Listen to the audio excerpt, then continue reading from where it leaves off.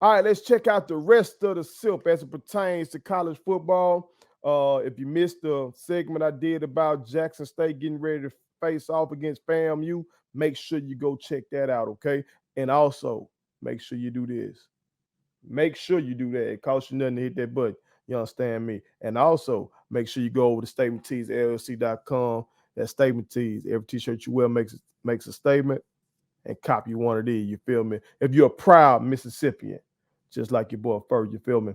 But things about to kick into high gear in college football, man. It's that time. All right, so Alcorn is about to kick things off against Stephen F. Austin.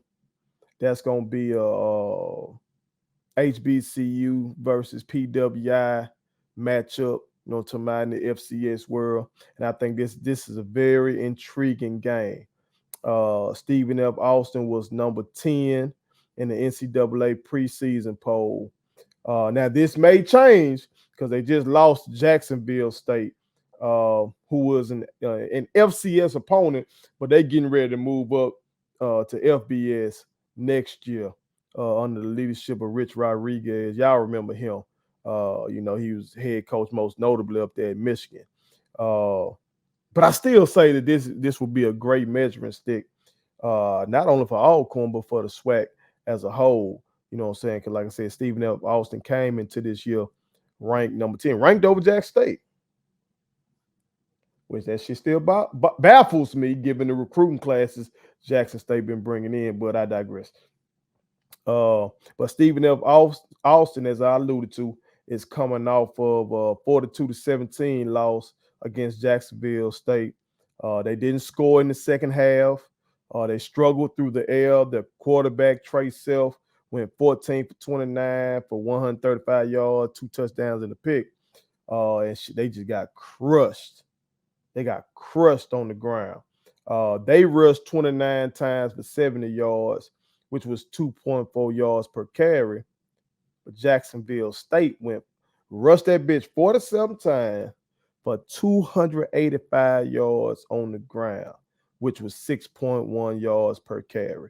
So I'm sure that offensive line for Alcorn and those backs for Alcorn had to watch that game and be licking their chops, thinking that, goddamn it, okay, we can do something on the ground against these guys. You know, to my Jacksonville State can do that, goddamn it. Why can't we? You feel me?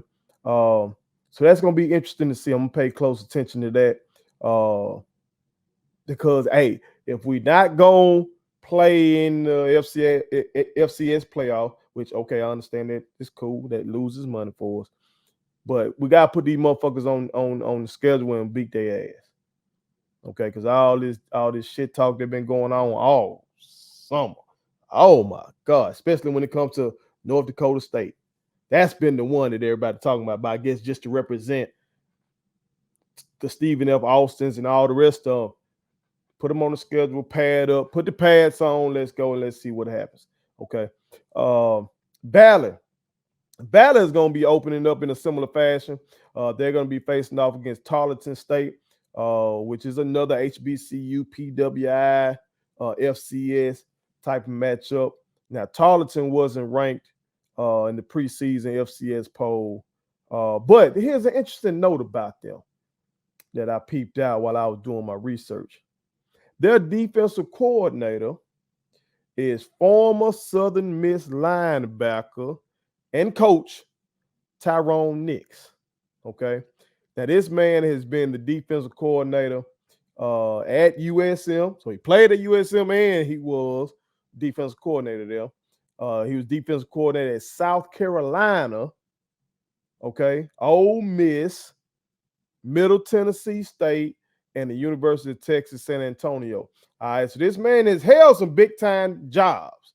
He's been a defensive coordinator in the SEC. He's now the defensive coordinator at Tarleton. He should have been Southern Miss's head coach. I remember that shit when that went down. When Jeff Bauer left, they didn't want to get this black man a job. Like, what the fuck? Played there. He was good enough to go be the defensive coordinator at schools like South Carolina, Ole Miss, but he couldn't be head coach at his alma mater. Plus his damn brother, Derek Nix, is one of the greatest backs in Southern Miss history. You know what I'm saying? But that was just interesting to me to see that he's their defensive coordinator. All right, so this is another game that I'm gonna keep my eye on, and really I'm gonna keep my eye on all the Valley schedule because they got Coach Dance over there, Jack State man. And as I've said previously, I think that if Coach Prime was to leave Jack State, as his partner Shannon Sharp always be alluding to, he claimed he talked to him every week and claim that his boy wants to ascend, as he puts it. But if that was to happen or whatever, Coach Dance is one of those guys whose name should be in that ring, to take that spot. So I'm gonna keep watching because I think he's a good coach. You know what I'm saying? It ain't just that he went to Jack State. From what I've seen from him, he know what he's doing. And shit, all HBCUs are in trying circumstances, but he damn sure is in facing trying circumstances at Valley in terms of the financial type of shit. In terms of Southern Miss, they're gonna start off in Hattiesburg versus Liberty, which is an interesting game given the fact that Liberty is coached by former Ole Miss head coach Hugh Freeze. Now y'all know that the Hugh Freeze era in Oxford ended in a scandalous fashion. Okay, I'll just leave it at that. Y'all can go look that up if you want to. I'm not gonna rehash that right now. All right, but he'll be back in the SIP facing off against Southern Miss. Now, based on what I read from the Hattiesburg American, Southern Miss is an underdog in this game. Okay, even at home. So that's interesting to me. Because I do believe Southern Miss is going to show improvement this year. This ain't just bias talking and shit like that, because I went there. It's not just it. Okay. You're getting Ty Keys back at quarterback. People forget this man was a high recruit. He was a 4-star recruit by ESPN. Okay. This man had offers from schools like Auburn, Ole Miss wanted them, State wanted them, Oregon wanted them, I want to say Arkansas might have wanted them. Like, this man had some fucking offers, huh? So getting this man back at quarterback, getting your quarterback back, that's a big deal. Like, part of the reason they had to go to the Superback shit last year was because they were decimated at the quarterback position. So getting him back is going to be big. From what I've read, the wide receiver group has improved. So shit, that's great to go along with that stud they got in Mr. Brownlee.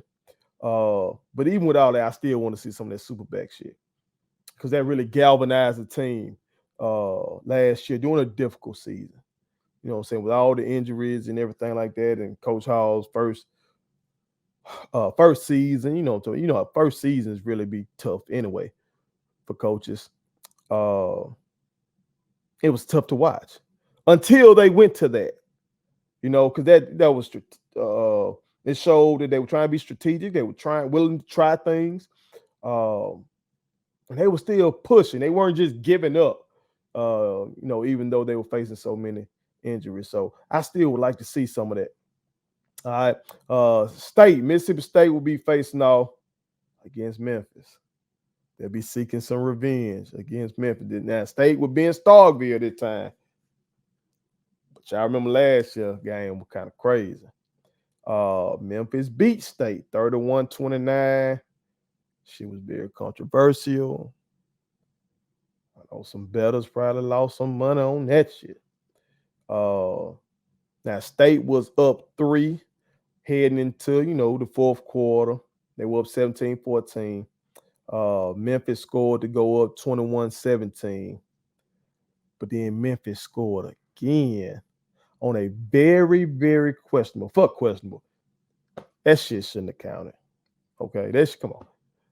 I think even an Ole Miss fan would say that shit shouldn't have counted. Well, State punted the ball, It seemed like they down the ball. Okay, maybe I'm missing some. Maybe you guys picked that motherfucker up. You know what I'm talking about. But the goddamn official that was right there threw his hands up like he was stopping the damn play. But Memphis, one of Memphis' players came through, picked up the ball, and hauled ass. And shit, that put them up 28-17. And then the game eventually came down to a 2-point conversion. Okay. Ole Miss went down and scored, to make it 31-29, but they couldn't convert the 2-point conversion. Then boom, there you went. So State will be looking for some revenge this year. So this game should be very interesting. This whole year should be interesting given the fact that Leach got that extension. Okay. So I want to see what he's gonna do with it.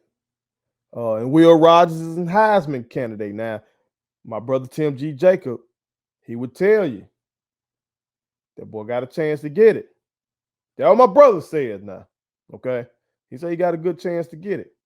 Outside of the motherfuckers from Alabama, Ohio State, and all that kind of shit, I'm sure Lincoln Riley, I have his quarterback out there, USC, putting up crazy numbers and shit like that.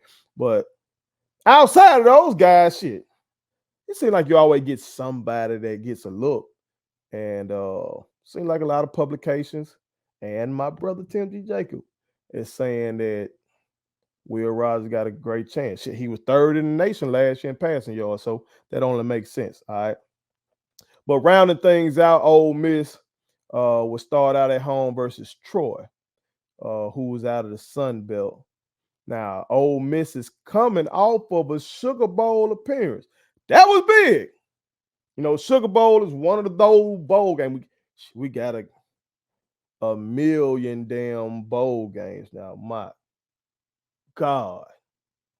You got the toilet paper bowl. You got the I was about to say you got the Cheez-It Bowl, but I was about to say it to be funny, but I think you might literally have the Cheez-It Bowl. You know what I'm talking about? You got all kind of fucking bowl games. But y'all know them ones, Rose Bowl, Sugar Bowl, Orange Bowl, Fiesta Bowl, and I throw in Cotton Bowl. Cotton Bowl got a little prestige to it. You know what I'm talking about?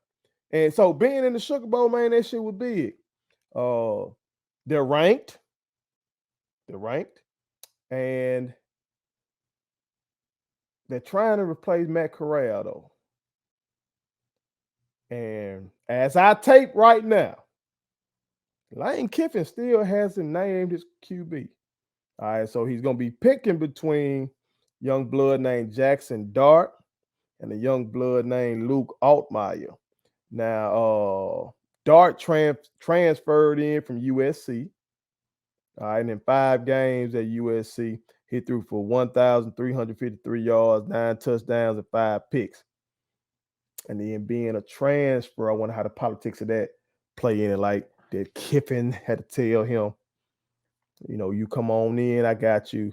But maybe he just doing this QB competition to make it seem like he really gave Altmaier a shot. You know what I'm talking about? Because Altmaier is a Mississippi boy, Mississippi native. He actually took over for Matt Corral in that Sugar Bowl because Corral got hurt in the first quarter. Now it didn't go too well for him, and that's a tough spot to be in. He's a young quarterback. But he went 15 for 28 in that game, 174 yards, touchdown, and 2 picks. But I don't know. If I was a betting man, in which my brother Tim G. Jacob definitely is, if I was a betting man, I would probably put my money down on Dart getting this job. Okay, again, Kiffin, as I tape right now, this could change shit tomorrow.